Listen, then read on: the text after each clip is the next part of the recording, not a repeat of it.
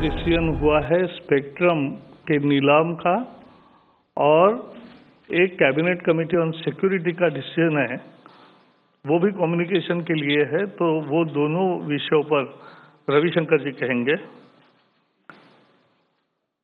जो दो अन्य फैसले हैं वो मैं बता रहा हूं। इस साल शक्कर का उत्पादन 310 लाख टन होगा। देश में खपत 260 लाख टन होती है।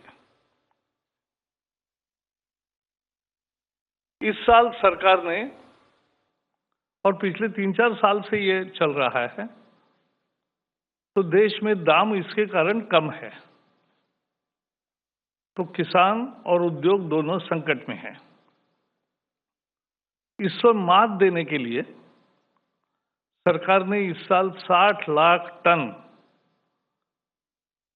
चीनी निर्यात करने का निर्णय किया है, निर्यात को सब्सिडी देने का निर्णय किया है। ये सब्सिडी सीधे किसान के खाते में जाएगी, ये उसकी विशेषता है।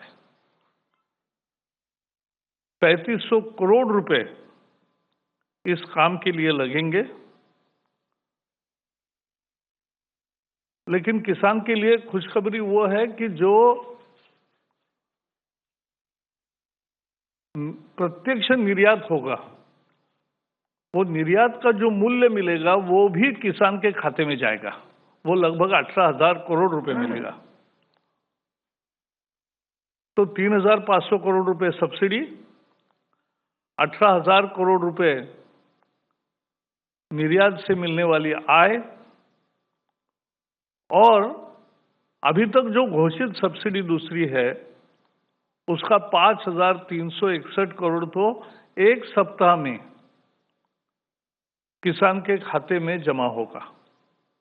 5,361 करोड़ एक हफ्ते में, और निर्यात का व्यवहार होने के बाद निर्यात का मूल्य जैसे आएगा, बिल आएगा, वैसे वो पैसे भी किसान के खाते में, और 3,500 करोड़ रुपए सब्सिडी वो भी किसान के खाते में जमा होगी। क्योंकि लगभग हर किसान का कुछ न कुछ बकाया बाकी है, तो बकाया के एवज में ये रकम उनके खाते में जमा होगी। और ये सब्सिडी किसानों को राहत देगी। 5 करोड़ किसान और उनके परिवार जन उससे बेनिफिट होंगे, और 5 लाख मजदूर भी है।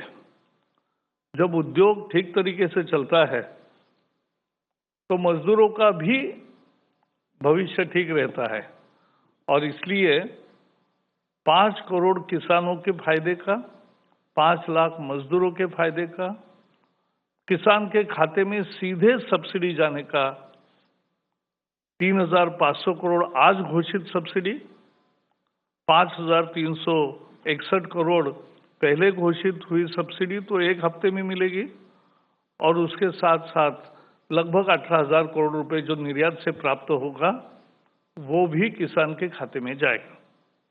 तो ये एक किसान को बड़ी राहत, गन्ना किसान को बड़ी राहत देने का ये फैसला है, और इसका मुझे पूरा विश्वास है सभी किसान और सभी लोग इसका स्वागत करेंगे।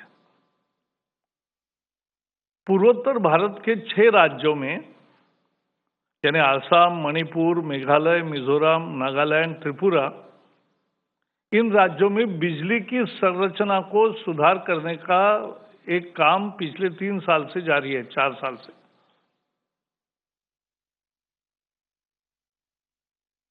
ट्रांसमिशन पावर ग्रिड काम कर रही है, ट्रांसमिशन की व्यवस्था सुधार, डिस्ट्रीब्यूशन की व्यवस्था सुधार, जिससे अधिक बिजली मिले, विश्वसनीय बिजली मिले, गुणवत्तापूर्ण बिजली मिले, ये उसकी जरूरत, ये है उपलब्धि। और इस काम के लिए अब सुधारित संशोधित बजट आज मंजूर किया है। अब ये खर्चा पहले 5,000 करोड़ था, अब ये 6,700 करोड़ होगा। तो 6,700 करोड़ के संशोधित खर्चे को आज कैबिनेट में मंजूरी दी है, CCEA में मंजूरी मिली है। और इससे फायदे क्या क्या होंगे? पहला फायदा तो ये होगा कि बिजली समय पे 24 घंटे और विश्वसनीय बिजली मिलेगी। इसके कारण उद्योग, खेती, IT, ये सब काम बढ़ेंगे और बिजली की विश्वसनीयता और ज्यादा उपलब्धता होने के साथ साथ मांग भी बढ़ती है। अभी तक जितना काम हुआ उससे भी मांग बढ़ी है। अब ये काम पूरा होने के बाद तो 4000 मेगावाट तक मांग बढ़ेगी, ये हमारा अंदाज है। और पूर्वोत्तर के आर्थिक विकास का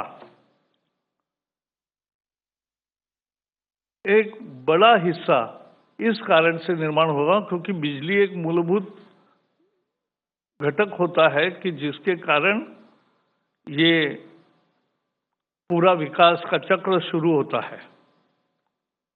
ये सेंट्रल सेक्टर स्कीम है, वर्ल्ड बैंक की भी इसमें कर्जे का रूप में और बाकी मदद के रूप में है। तो 50%। Javadekar, talking about the government's announcement on the subsidy to the sugar farmers and export incentive scheme for sugar manufacturers. I have with me Managing Editor Mirnau, Vinay Tiwari joining me on the phone line. Vinay, since morning we are looking at this development very closely, and especially with the announcements of subsidies made at a time like this, when on one hand the government is squeamish about subsidies towards farmers, which makes the farm laws so highly contentious. How do you look at this development on the special focus on the sugar subsidies?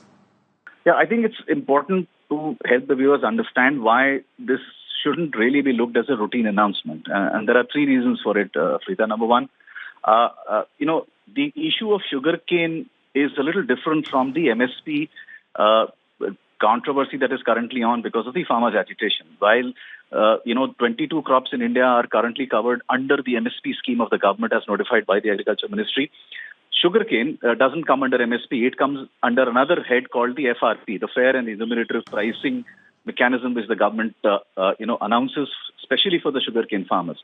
Now, in Uttar Pradesh, and especially in western Uttar Pradesh, the outstanding dues that sugar mills owe to the farmers are currently in the range of 8,500 to 9,000 crores. In fact, the lockdown and the pandemic, because of which the factories had shut down, has actually added to the outstanding dues that are now currently owed to the farmers. And the issue of sugarcane dues being owed to the farmers has always been a huge electoral issue in Uttar Pradesh. It's been part of the party manifestos. Promises have been made by the governments, whoever is campaigning for it, to clear up those dues. And that particular issue agitates the farmers of Western UP much more than any other issue, even more than the MSP issue that you currently see the Punjab and Haryana farmers agitating about. Now, that's one reason why I believe that this particular announcement is more important than what some people may believe prima facie. Remember, the agitation that is currently on includes farmers from Punjab and Haryana, but also from Western UP. In fact, Rakesh Tikait, who's the son of Mahinder Singh Tikait, one of the most, most popular farmer leaders in Western UP all through the 80s and the 90s, they control large amount of farmers who are engaged in the sugarcane production.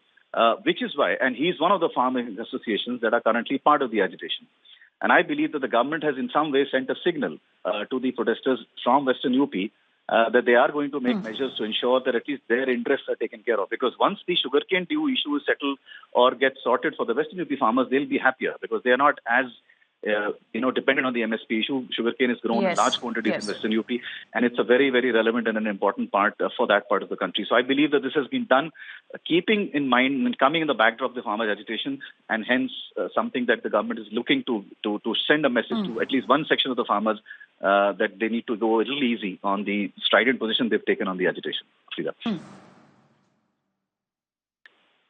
Okay, so will that section of farmers now be happy about this announcement? Will that deplete the current strength of the support that the farmer agitation has? That remains to be seen. Thanks very much, Vinay, for joining us with that perspective. Let's take a short break now. News